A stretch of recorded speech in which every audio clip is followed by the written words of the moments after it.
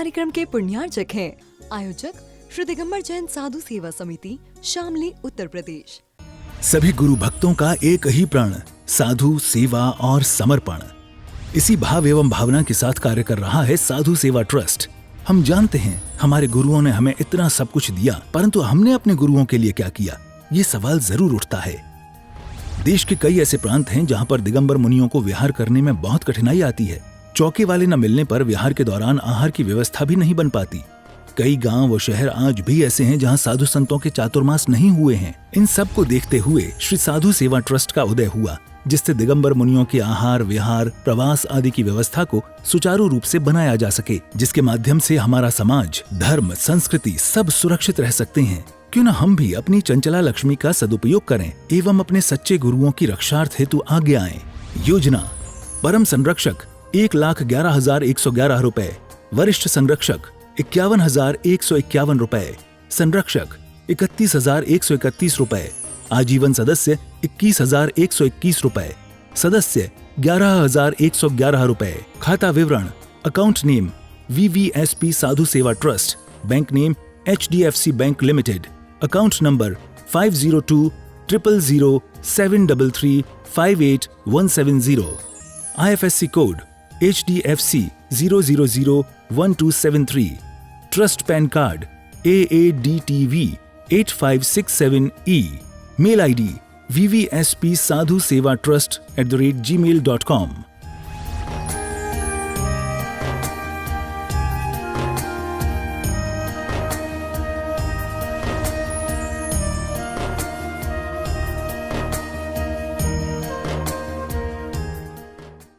सम्यक दर्शन, सम्यक ज्ञान, सम्यक चारित्र, इन तीन चीज़ों को विशेष उपमा दी है। रत्न कहा है, करंधार कहा है, कल्याण करने का एक सूत्र कहा है। सम्यक दर्शन का उल्लेख सभी आचार्यों ने किया है। आचार्य समन्वत स्वामी जी ने भी रत्नाकंठ शावकाचार्य में सम्यक दर्शन, सम्यक ज्ञान, सम्यक चारित्र इसका उल्लेख किया। आचार्य उमा स्वामी जी ने भी तत्वार सूत्र के पहले सूत्र में ही सम्यक दर्शन, ज्ञान, चारित्राणि मोक्ष मार्गा ही सूत्र दिया। आचार्य कुंद स्वामी जी ने भी रहनसार में सम्यक दर्शन पे महत्व डाला है। जब तक हमारा सम्यक दर्शन शुद्ध नहीं होगा तब तक हम आगे नहीं बढ़ सकते। कुछ लोगों की मान्यता है कि स्वाध्याय कर लो, अध्ययन कर लो, पढ़ लो, इससे हमारा कल्याण हो जाएगा। सम्यक ज्ञान भी बड़ा महत्व रखता है, लेकिन सम्यक ज्ञान के साथ साथ और कुछ भी चाहिए। वो क्या चाहिए? सम्यक दर्शन हमारी श्रद्धा है और सम्यक चारित्र हमारा मोक्ष मार्ग का एक सबसे बड़ा पहलू है। तो फिर ये सम्यक ज्ञान क्या करेगा?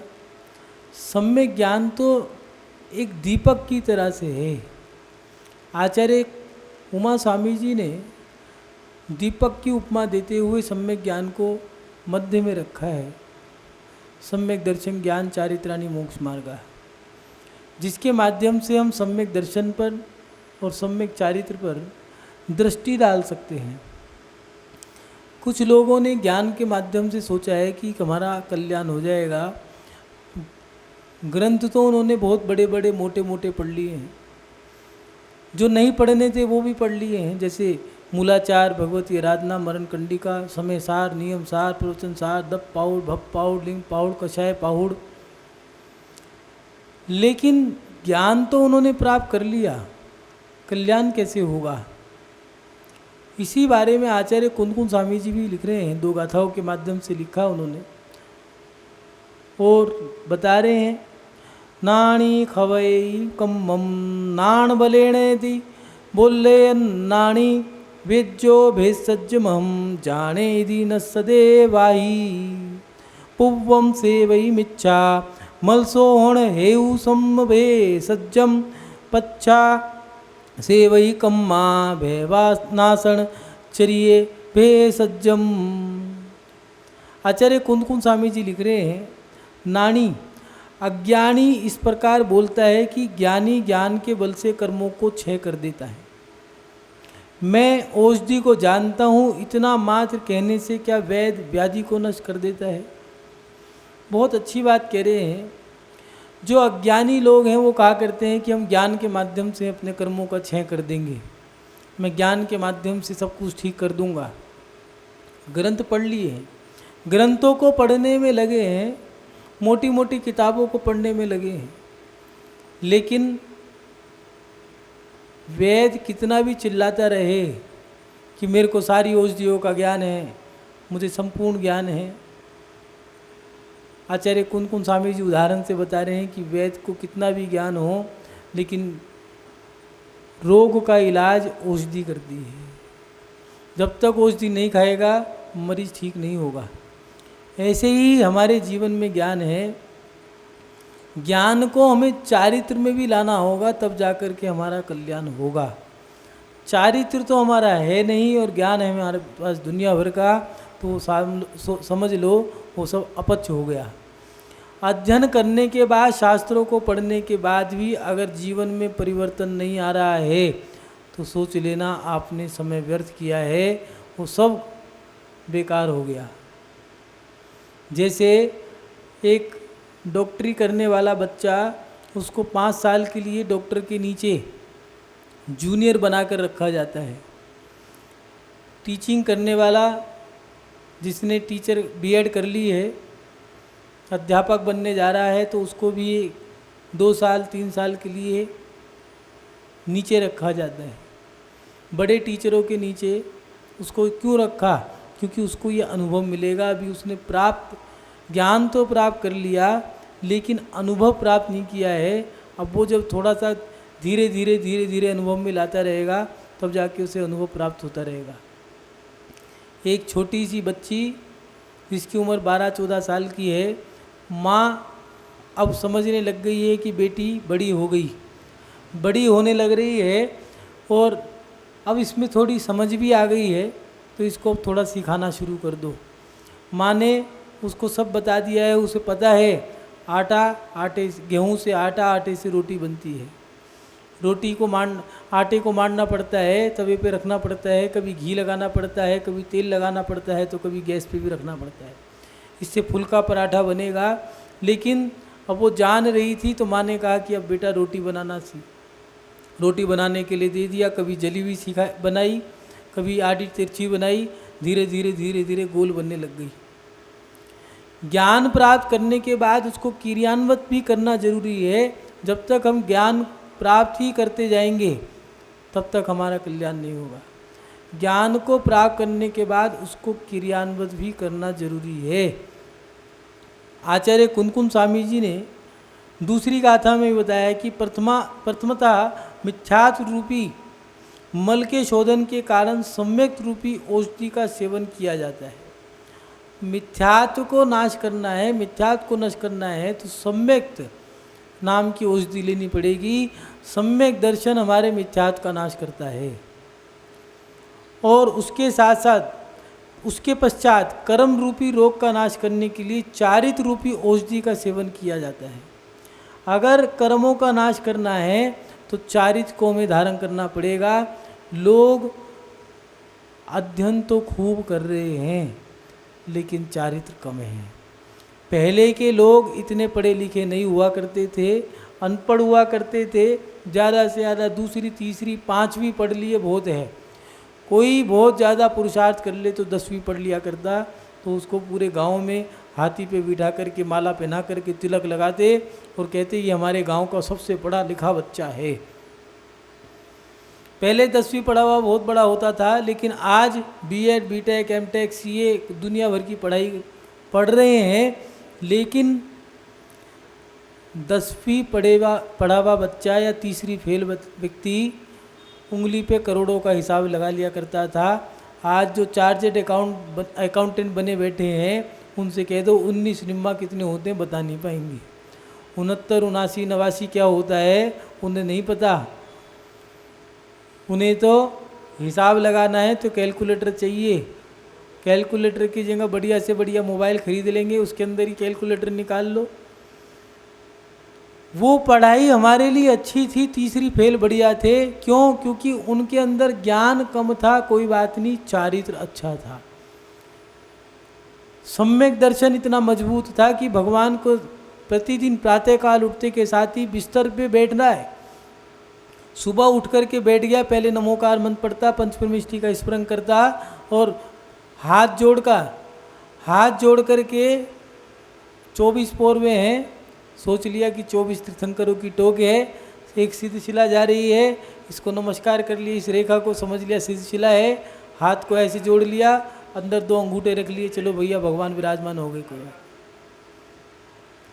लेकिन आज का व्यक्ति ये भी भूल गया, उठते के साथ ही बिस्तर में उसे चाय चाहिए, और उसके साथ साथ चाय तो चाहिए ही चाहिए, धर्म करे या ना करे। पहले की महिला कहा करती थी, भैया जीवन को सफल बनाना है तो भैया ठाकुर जी के दर्शन हो जाए। सुबह उठते के साथ ही बूढ़ी महिला है, सरक के रेंग रेंग करके मंदिर चली गई, बस भगवान अपनी भली राखियो हमारी, अपनी कृपा हमारे ऊपर बना के रखना। आज हम जितने पढ़ लिए हैं, पढ़ने के बाद उतना हम बुद्धि लगाते ज़्यादा हैं, करते कम हैं। 500 घर हैं तो 500 घर के लोग भी स्वाध्याय में हुआ करते थे, जितना सुना बस कह दिया आज मीठे का त्याग है, आज घर में मीठा नहीं बनना। क्यों? गद्दी पे बोला गया है कि मीठे का त्याग है। जिनवानी आती थी तो कहते थे सावधान खड़े हो जाओ, तो सब लोग खड़े हो जाया करते थे। जिनवानी विराजमान होती थी वहीं से ही धोख लगाया करते थे, जमीन पे भी हाथ लगा करके माथे पे लगाते थे कि जिनवानी विराजमान हो गई। वो अनपढ़ों का समय ज़्यादा अच्छा था, लेकिन आज पढ़े लिखों का समय अच्छा नहीं दिखता। वो अनपढ़ लोग पढ़े लिखे दूसरी तीसरी थे, लेकिन उनमें विनय थी, श्रद्धा थी, समर्पण था। आज साधुओं से बहस तो कर लेते हैं कि हमने समय सार पढ़ा है, हमने नियम सार पढ़ा है, लेकिन ये तो बताओ त्याग कितना है? रात्रि भोजन त्याग है, जीविकन त्याग है, बाजार का भक्ष का त्याग है नहीं है? त्याग तो कोई नहीं। और बहस तो ऐसी कर रहे हैं कि इनसे बड़ा कोई विद्वान नहीं है, इससे बड़ा कोई पंडित नहीं है। अज्ञानी व्यक्ति बहस करता है, विसंवाद वो ही करेगा जो अज्ञानी है। ज्ञानी तो कहता है भैया अपने अंदर झांकना है, जितना पढ़ा उतना आगे करो। एक मुनि महाराज गुरुजी से कहा करते थे, गुरुजी पढ़ाते तो कहते कि बस पढ़ लिया मैंने जितना पढ़ना है, एक पन्ना और पढ़ लो महाराज जी बस। कहते नहीं, पहले इसको पचाने दो फिर दूसरा पन्ना पढ़ूंगा। गुरुजी कहा करते थे थोड़ा और पढ़ लो, कहते कि नहीं महाराज जी, कहते रबड़ी को पचाना आसान है, ज्ञान को पचाना आसान नहीं है। मेरे जितना था मेरा तो हो गया, अब जब ये पढ़ लो, जब ये उतार लूँगा फिर पढ़ लूँगा। हम पढ़े जा रहे हैं, गुणे कितने हैं। ज्ञान प्राप्त करने के बाद अहंकार आया, ये सरलता आई, विनय आई। ज्ञान को प्राप्त करने के बाद हम बहस तो नहीं कर रहे। जब हम अज्ञानी थे तब सब एक ही मंदिर में चले जाया करते थे, ज्ञान ज़्यादा आ गया तो मंदिरों पे मंदिर खड़े होते जा रहे हैं। इसका मंदिर वो, इसका मंदिर अलग, उसका मंदिर अलग। उसके साथ साथ पहले इतना पंथवाद नहीं था, संतवाद नहीं था, जातिवाद नहीं था। अब जातिवाद भी बढ़ता जा रहा है, पंथवाद भी बढ़ता जा रहा है, संतवाद भी बढ़ गया। उसके साथ साथ अब नया एक और सिस्टम शुरू हो गया, ग्रंथवाद। समय सार हमारा, नियम सार तुम्हारा। क्यों भैया, ये किसने बांटा? हम उस क्षेत्र में जाने लग गए जिस क्षेत्र में हमें नहीं जाना था। हम ज्ञान को प्राप्त करने के बाद भी मिथ्यात्व का ही पोषण करते जा रहे हैं। मिथ्यात्व ज्ञान प्राप्त करने के बाद सम्यक धारण किया या नहीं किया। स्वाध्याय का मतलब है स्व अध्याय, अपनी आत्मा के लिए, स्वयं के लिए जो अध्ययन किया जाए वो स्वाध्याय है। लेकिन आज का अध्ययन ऐसा दिखता नहीं है। आज का अध्ययन एक होड़ चल गई, एक ग्रंथ पढ़ लो, 2 ग्रंथ पढ़ लो, भाग 1, 2, 3, 4 पढ़ लो। हम इस पाठशाला के टीचर, पाठशाला का टीचर बनने की भी एक होड़ चल गई। क्यों? इसका अधिकारी मैं बनूंगा, इसमें जितना ज़्यादा फंड उतनी ज़्यादा लड़ाई। जितना ज़्यादा सम्मान उतनी ज़्यादा लड़ाई, काम उतना काम किया या नहीं किया। हम ज्ञान को व्यापार बना रहे हैं, ज्ञान को मिथ्यात्व बना रहे हैं, या हम ज्ञान को अपने कल्याण का मार्ग बना रहे हैं। ज्ञान तो एक टॉर्च की तरह से है। जैसे एक व्यक्ति पहाड़ पे चढ़ रहा था, उसने कहा मैं नहीं चढ़ूंगा। पूछा क्यों? भैया आगे बहुत अंधेरा है, मुझसे नहीं चढ़ा जाए। दूसरे व्यक्ति ने कहा ठहरो, तुम एक काम करो, ये टॉर्च जो है इस टॉर्च का इस्तेमाल करो। कहने लगे नहीं, इस टॉर्च का मैं देख रहा हूँ अंधेरा बहुत है, नहीं चला जाएगा। उसने कहा देखो इस टॉर्च का प्रकाश वहाँ तक करो। उनने कर दिया। कहने लगा अब चलो, फिर और आगे बढ़ाओ टॉर्च का प्रकाश, फिर चलो। ऐसे करते करते करते करते वो पहाड़ पे चढ़ गया। प्रातःकाल हो गया और फिर पहाड़ से उतर करके आके करके उसकी यात्रा पूरी हो गई। इसी प्रकार हमारा ज्ञान है। ज्ञान तो एक प्रकाश दिखाने का काम करता है। हमें किस पे श्रद्धान करना है, किस पे श्रद्धान नहीं करना है, 25 मलदोष क्या है, सम्यक दर्शन के अंग क्या हैं, दोष क्या हैं, ये ज्ञान का काम है। ज्ञान के माध्यम से पता लगा सकते हैं कि सम्यक दर्शन अशुद्ध कैसे होगा, शुद्ध कैसे होगा। उसके साथ साथ सम्यक दर्शन के बाद सम्यक चारित्र कैसे धारण करना है, चारित्र कितने प्रकार का है, कौन सा चारित्र धारण करना है, कितना नियम लेना है, कितने व्रत करने हैं, कौन कौन से तप करने हैं, किस प्रकार के तप होते हैं, किस प्रकार के कितने प्रकार के धर्म होते हैं, कौन सा धर्म कब धारण करना है, ये सब ज्ञान के माध्यम से पता लगेगा। लेकिन ज्ञान के माध्यम से कल्याण होगा ऐसा नहीं लिखा।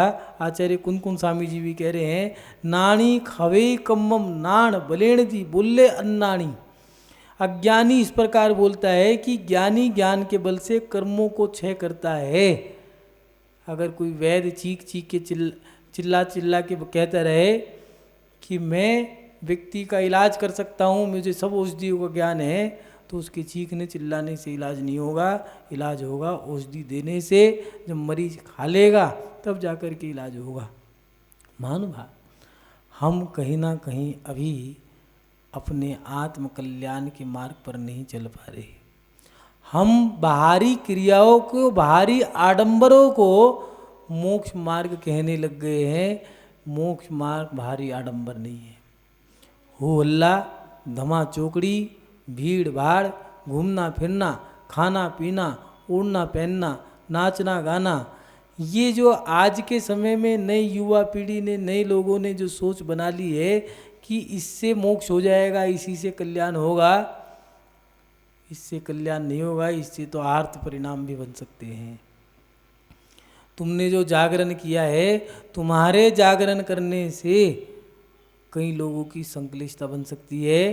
तुमने इतना जोर से डीजे चला दिया, दूसरे के घर में खिड़कियां हिल रही हैं, दरवाजे हिल रहे हैं, रात को कान में रुई डाल करके सो रहे हैं, तकिया चिपका करके सो रहे हैं कि रात को नींद आ जाए, नहीं आ रही, जमीन हिल रही है, खिड़की दरवाजे हिल रहे हैं। तुम तो कह रहे हो जागरण। वो जागरण नहीं, संक्लिष्टता का कारण बन गया।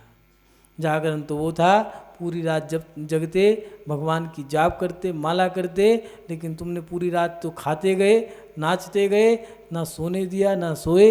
ये धर्म नहीं है। ये धर्म के नाम पे ये तो मौज मस्ती है, भोग विलासता है।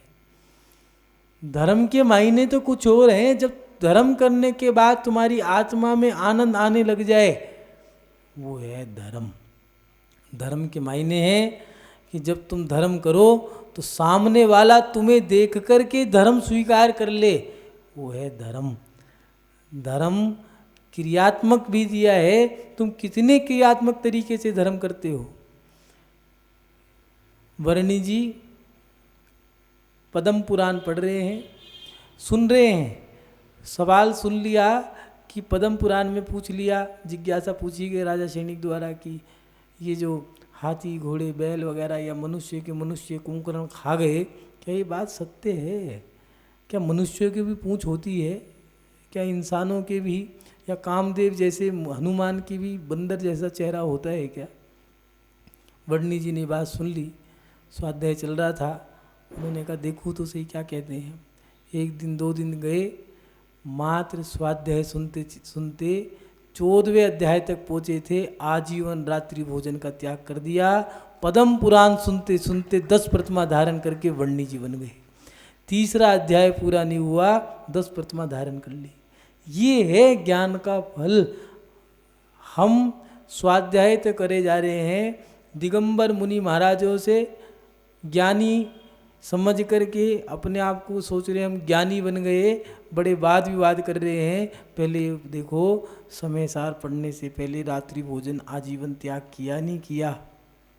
आचार्य शिवकोटि स्वामी जी ने दिया, पहले दीक्षा फिर शिक्षा। अध्ययन कर लिया, दीक्षा ली या नहीं ली, सप्तव्यसन त्याग किए नहीं किए, 8 मूल गुण श्रावक के जो धारण किए नहीं किए, नैष्टिक श्रावक की दीक्षा में पहली यही क्रिया दी है। अभक्ष का त्याग किया नहीं किया, रात्रि भोजन त्याग किया नहीं किया, बाजार का त्याग किया या नहीं किया। अभी तो शादियों की लालसा लिप्सा ही नहीं छुड़ी है। एक व्यक्ति आए, कहने लगे महाराज जी हमारी समाज के बहुत बड़े ज्ञानी हैं। हमने कहा अच्छा। कहने लगे समय सार कंठस्थ याद है। हमने कहा ठीक है भैया। हमने पूछ लिया प्रतिमा कितनी है, कह रहे कौनी। हमने कहा बाजार का त्याग, क्षुद्र जल का त्याग तो होगा, कह रहे कौनी। तो हमने कहा अणुव्रत तो होंगे, कह रहे कौनी। तो हमने कहा कोई त्याग है, कहने लगे महाराज जी त्याग कौनी, ग्रंथ पूरी याद हैं। ऐसे ग्रंथों से कुछ नहीं होगा। ग्रंथ तो याद करने वाले बड़े बड़े पंडित मिल जाएंगे, लेकिन पंडितों की बात पे विश्वास क्यों नहीं होता? क्योंकि ज्ञान तो प्राप्त कर लिया, चारित्र नहीं है। पूछते हैं लोग मुनि महाराज से कितने पढ़े हो, कितने ग्रंथ पढ़ लिए? अरे भैया आचार्य कुंद स्वामी जी ने दिया, जो जाना दी अपाणम सो जाना दी सब्बाणम। जिसने अपने आप को जान लिया उसने सब कुछ जान लिया, कुछ जानने की जरूरत ही नहीं। और साधु क्या बताएगा, क्या ज्ञान हो? साधु के लिए तो लिखा है, आचार्य भगवत ने दिया कि साधु तो हाथ पे हाथ रख के बैठ जाए, इससे बड़ी प्रभाव नहीं है। जितने भी तीर्थंकर हैं सब हाथ पे हाथ रख के बैठ गए, आज लोग उनको भगवान मानते। मान भाव हम अपने जीवन में ज्ञान को प्राप्त करने के बाद उसको प्रैक्टिकल भी करें, चारित्र में भी उतारें। मात्र चीख चीख कर चिल्ला चिल्ला के पूजाएं नहीं होती। आज के लोग सोचते हैं, आज के समय के नए युवा पीढ़ियों ने या फिर कुछ लोगों ने ऐसा सोच लिया है कि बड़े बड़े विधान कराने से धर्म हो जाएगा, बड़े बड़े विधान करने से हम मोक्ष चले जाएंगे। हे भगवान, मैं अपने जीवन में जीते जी एक सिद्ध चक्र का विधान करा दूं तो बस मेरा तो हो जाएगा मोक्ष। सिद्ध चक्र का विधान कराने से मोक्ष नहीं होता। सिद्ध चक्र के विधान के माध्यम से तो भगवान की आराधना होती है। मोक्ष तो स्वयं की पुरुषार्थ से होता है। मोक्ष के लिए दिया है पुण्य और पाप दोनों की क्रिया जब छोड़ दोगे तब जाके मोक्ष होगा। मान भाव अपने जीवन में ज्ञान को प्राप्त करने के बाद ज्ञान के माध्यम से चारित्र को धारण करो। अभी रात्रि भोजन तो छोड़ दो। अभी आने वाला जो समय है उस समय में शादियां होंगी। 90 साल का व्यक्ति भी इंतज़ार करके बैठा है कार्ड कितने आएंगे। एक नई होड़ चल गई है, दिसंबर का महीना आएगा, जनवरी का महीना आएगा, दिवाली के बाद तो बस शादी में जाना है, उसकी शादी, इसकी शादी, फलाना ढिमका। विधान में बैठना हो तो टाइम नहीं है। शादी का कार्ड 500 किलोमीटर से आ जाए, ट्रेन के ऊपर बैठ के चला जाएगा। ट्रेन के ऊपर बैठ के जाने को तैयार है, लेकिन भगवान की पूजा में, भक्ति में ऐसा, भगवान की पूजा भक्ति में समय नहीं निकाल पा रहे। दुकान पे काम नहीं है, समय मांगो तो टाइम नहीं है। ये कौन सा बनिया का तरीका है, समझ नहीं आता। इसलिए अपने जीवन में ज्ञान के साथ साथ चरित्र को भी धारण करो। महत्व चारित्र का है। एक व्यक्ति गड्ढे में गिर गया, एक पंडित जी आए, उसको चीख चीख के चिल्ला चिल्ला के खूब ज्ञान देने लगे। एक स्वाध्याय प्रेमी आया, उस स्वाध्याय के माध्यम से कहने लगा चिंता मत कर, तत्व चिंतन कर, सब कर्मों की खेल है, कर्मों की माया है, ऐसा चिंतन करो, ध्यान लगाओ, इसका लगाओ, उसका लगाओ। चला गया वो भी। एक नेताजी आए, चिंता मत करो, मैं सारे गड्ढे भरवा दूंगा, ये करवा दूंगा, वो करवा दूंगा, वो भी चला गया। एक समाज सुधारक आया, उसने कहा भैया क्या बात है? कहने का गड्ढे में गिर गया हूँ, बाहर निकाल दो भैया। हाथ पकड़ाया, हाथ पकड़ करके उसको बाहर निकाल दिया। उसने कहा बस मेरे भगवान तुम, मेरे शास्त्र तुम, मेरे पंडित तुम, मेरे नेता तुम, सब कुछ तुम हो, मेरा कुछ भी नहीं हो। ऐसे ही हमारे जीवन में ज्ञान कितना भी प्राप्त कर लो, महत्व चारित्र का है। एक बार चारित्र का हाथ पकड़ लो, जीवन भर याद रहेगा कि हमने क्या खोया क्या पाया। चारित्र धारण करने के बाद हमारे अंतरंग का मंजन होता है। स्वाध्याय के माध्यम से मन का रंजन होता है, चारित्र के माध्यम से आत्मा का मंजन होता है।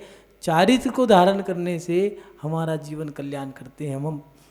हमारा लक्ष्य तो चारित्र धारण करना था, लेकिन हमने अपना लक्ष्य मात्र अध्ययन करना, पूजा पाठ करना इतना ही बना लिया। पहले के लोगों का रात्रि भोजन जमीकन बाजार का त्याग हुआ करता था। क्षुद्र जल का नियम होता था कि क्षुद्र के हाथ का खाना तो दूर की बात, पानी भी नहीं पिएंगे। और उसके साथ साथ मुनि महाराज भी आखड़ी लेके आ जाया करते थे। किसी के यहाँ भी पड़क गए, शुद्धि बोली और हार करके नवदा भक्ति करी, हार करके आ गए।